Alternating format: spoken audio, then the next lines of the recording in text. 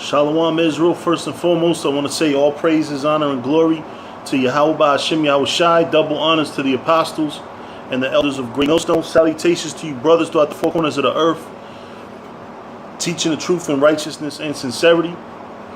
To you Israelite foreigners, come back home to the truth. To those that passed away serving the Lord, the dead in Yahweh Shai shall arise first. All right, I want to do this video because, going back to the history,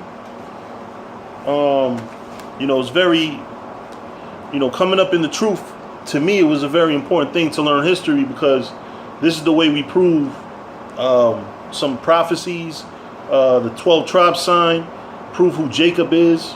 We could prove that the so-called, that the people of Africa are not mostly Israel, or the people of China are not mostly Israel, through history. Because if you let certain, if you just go according to scriptures and don't do history, you might be tempted to think that the Chinese are Ephraim, you know what I'm saying, which has been said by men in the truth before, in the so-called truth, you know what I mean, because there's a great multitude of them. But then when you look in the scriptures, when you read the book of Ezekiel, Moab also has a great multitude, but like I said, history is very important.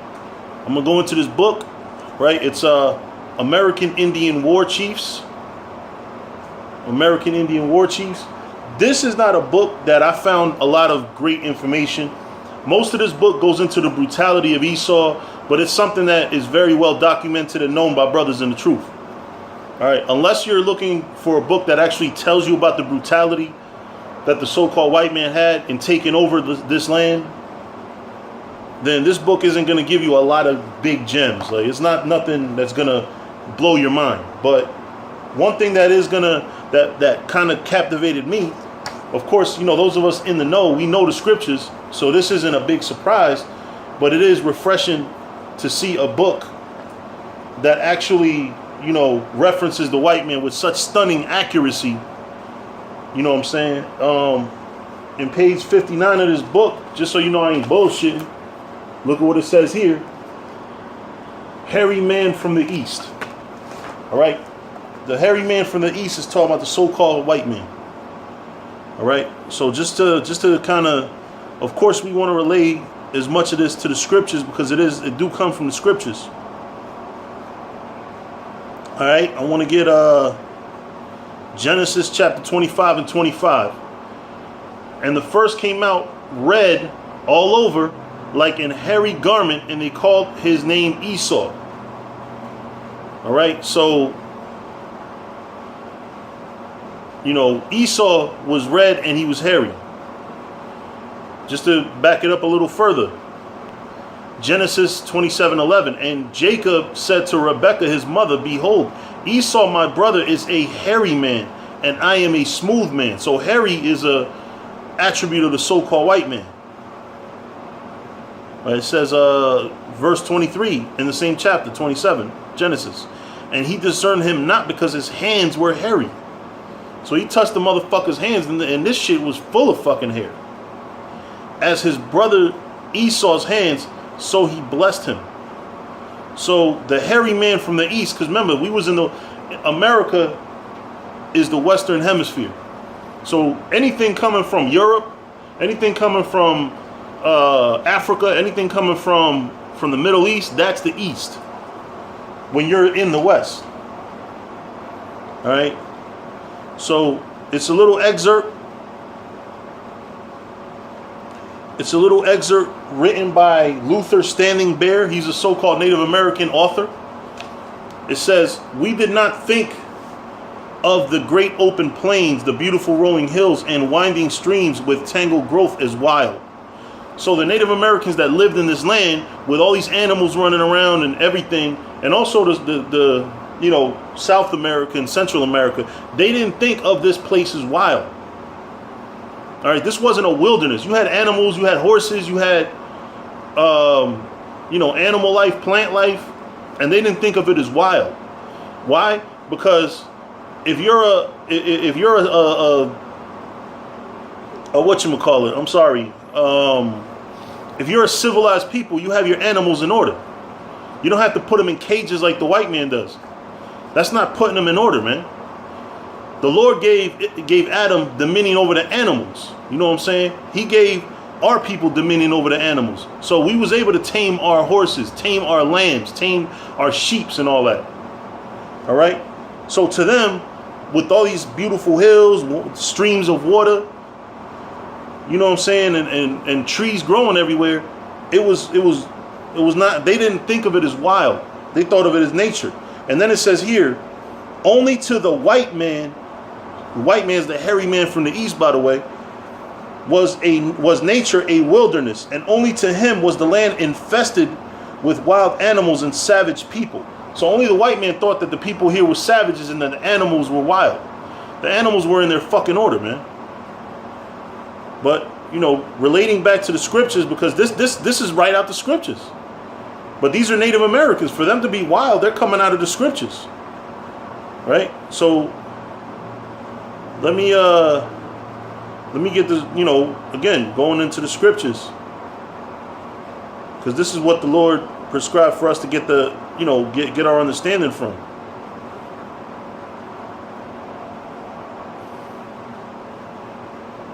Well, going into Psalm 65, it says, they drop upon the pastures of the wilderness, and the little hills rejoice on every side. All right, now Lord willing, I'm going to get the word wilderness in that scripture, but I'm going to get Isaiah 14 and 17. Now remember, Isaiah 14 describes this man as Lucifer that did this. It said, that made the world as a wilderness, and destroyed the cities thereof, that opened not the house of its prisoners. All right? So you want to get an understanding on who made the earth, who made the world a wilderness. You know what I'm saying? It's the so-called white man who made the world as a wilderness, right? But real quick, I want to get the damn, see, there's so many scriptures that say the word wilderness that it'll pretty much kind of take forever for me to get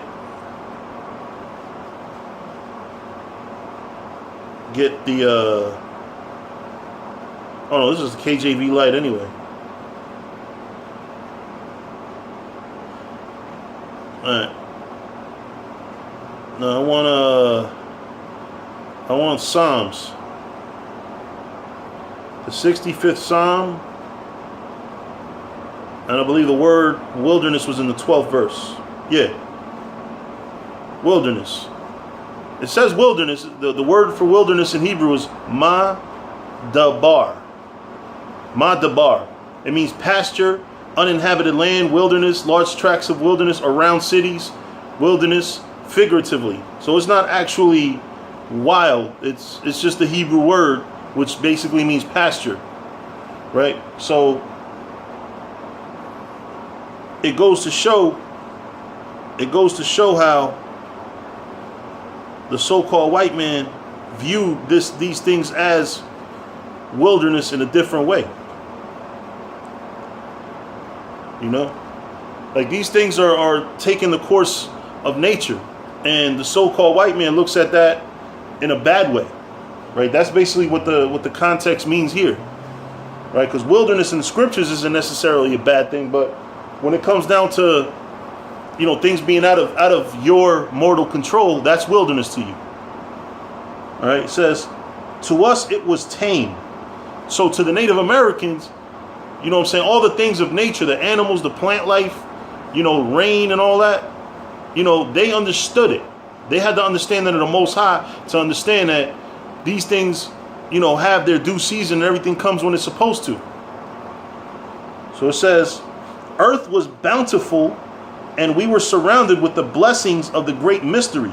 Not until the hairy man from the east came with a brutal frenzy, heaped injustices upon us and the families we loved, as it was wild for us. So wilderness to us was what the white man was doing to us. When the very beasts of the forest began fleeing from his approach, then it was that for us the Wild West began. So this goes to show you how the white man's the one that brought all the bullshit here, man. The white man's the one that brought all the evil and, you know what I'm saying, it made shit wild. You know what I mean? And it tells you in the scriptures, man, like let me go back. Isaiah. Hold up. Oh yeah, Isaiah 14:7. The whole earth is at rest and is quiet. They break forth into singing. Yea, the fir trees rejoice at thee. The cedars of Lebanon saying, since thou art laid down, no feller is come against us. In the scripture, feller is karath, which means to cut down, cut off a body part, cut out, eliminate, kill, cut a covenant. Right? So nobody came up against nature when Esau was brought down. So with that, Lord willing, this is one of those books you don't want to spend money on. That little paragraph is not, if you want, send me an email. I'll send you a screenshot of it. It's not worth you putting out money for this whole book just for that one paragraph, unless you want to go into the brutality that Satan has had against the Native Americans. But other than that, like I said, send me an email, Shah, S-H-A, the Prince of Egypt @gmail.com, and I'll provide, the proof, or a screenshot or a picture of that paragraph, so you don't have to go and buy it. But it's heavy. That one little paragraph made the whole book worth my while, because it's right out the scriptures. So with that, I'm going to say all praises, honor, and glory to Yahweh Bahashim Yahushai. Double honors to the apostles and elders of Great Millstone. Salutations to you brothers throughout the four corners of the earth, teaching the truth and righteousness and sincerity. To you Israelite foreigners, come back home to the truth. To those that passed away serving the Lord, the dead in Yahweh shall arise first. Shalom.